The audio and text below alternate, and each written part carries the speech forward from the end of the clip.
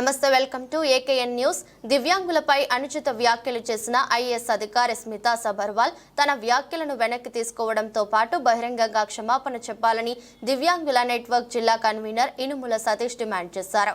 మంతనిలోని press club లో గురువారం ఏర్పాటు చేసిన విలేకరుల సమావేశంలో మాట్లాడుతూ లక్షలాది మంది దివ్యాంగుల్లో ఆత్మవిశ్వాసాన్ని పెంపొందించాల్సిన ఐఏఎస్ అధికారి స్మితా సబర్వాల్ వారు మనోధైర్యాన్ని కోల్పోయే విధంగా సోషల్ మీడియా వేదిక అయిన ట్విట్టర్ ద్వారా మాట్లాడటం బాధాకరం. ఐపీఎస్ ఐఎఫ్ఎస్ లో దివ్యాంగులకు సైతం రిజర్వేషన్ కల్పించాలని సూచించాల్సింది పోయి ఐఏఎస్ లో దివ్యాంగులకు రిజర్వేషన్ ఎందుకని మాట్లాడటం మమ్మల్ని ఎంతగానో బాధించిందన్నారు. గత ప్రభుత్వంలో కీలక పదవి కొనసాగిన ఐఏఎస్ స్మితా సబర్వాల్ గర్హంతో ఇలా మాట్లాడటం సరికాదన్నారు. ఈ దివ్యాంగులకు మన ఉన్న హక్కులను కాలరాసే విధంగా స్మితా సబర్వాల్ మాట్లాడిన మాటలను తాము తీవ్రంగా ఖండిస్తున్నామని, ఆమె తన మాటలను బేషరతుగా వెనక్కి తీసుకోవడంతో పాటు బహిరంగంగా క్షమాపణ చెప్పాలన్నారు. దివ్యాంగులపై అనుచిత వ్యాఖ్యలు చేసిన స్మితా సబర్వాల్ పై ప్రభుత్వం చర్యలు తీసుకోవాలని డిమాండ్ చేశారు. ఈ కార్యక్రమంలో దివ్యాంగుల సంఘం నాయకులు దొర్లగొర్ల శ్రీనివాస్, కొమురోజు సురేష్, వడ్లూరి ఈశ్వరాచార్యులు పాల్గొన్నారు.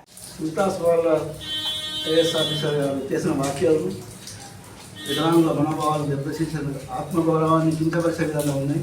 వాటిని నేను జీవంగా ఖండిస్తూ ఉమ్మడి రాష్ట్రంలోనే వికలాంగుల హక్కుల పోరాటాన్ని ఏర్పాటు చేసుకొని మన డిమాండ్లను సాధించుకోవడమే కాకుండా వారి ఆత్మగౌరవం కోసం బతకడం కోసం ఆనాటి ప్రభుత్వమైనా నేటి ప్రభుత్వమైనా దాన్ని కొనసాగిస్తున్నది. మరి ఇలాంటి అధికారులు పట్ల మీరు కొంచెం చూసి వారిని చట్టపరమైన చర్యలు తీసుకోవాల్సిందిగా నేటి ప్రభుత్వంలో ఉన్నటువంటి సీఎం గారు, గౌరవనీయులైన సీఎం గారికి మరియు ఈ ప్రాంత మంత్రివర్యులు రుజుల శ్రీధరబాబు గారికి తెలియపరుస్తూ వారిని విజ్ఞప్తి చేయడానికి కోరలేదు. వికలాంగుని మరి తోటి వికలాంగుల దేశవ్యాప్తంగా కూడా వికలాంగులు ఎవరున్నా కూడా అది సహించవలసిన విషయం కాదు. ఒక పెద్ద పోస్టులో ఉండి పార్టీలు ప్రభుత్వాలు మారినట్టు గౌరవపదం ఉన్న పోస్టులో ఉండి అది మాట్లాడడం చాలా బాధాకరం. మరి అందం కాదు, వికలాంగులు అనేటువంటి కూడా సామర్థ్యంగా ఉన్నారు, తెలివిగా ఉన్నారు.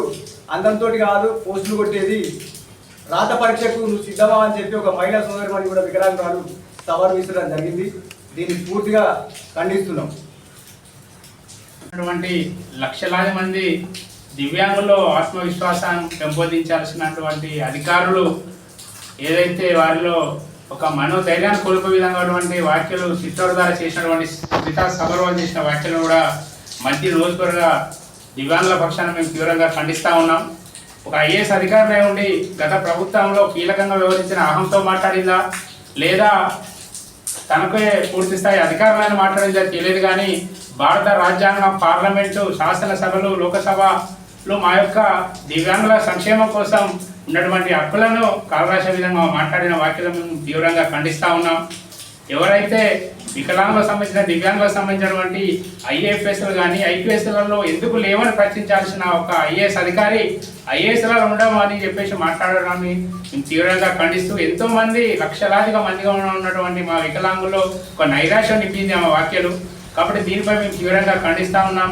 వెంటనే మా తెలంగాణకు సంబంధించినటువంటి వికలాంగుల సమాజానికి కూడా ఆమె బహిరంగంగా క్షమాపణ చెప్పాలని చెప్పేసి గత వారం రోజులుగా మామూలు చేస్తున్నా కూడా ఇప్పటి వరకు ఆమెలో స్పందన లేదు, ప్రభుత్వంలో కూడా స్పందన అని చెప్పేసి ఈ సందర్భంగా తెలియజేస్తా ఉన్నాం.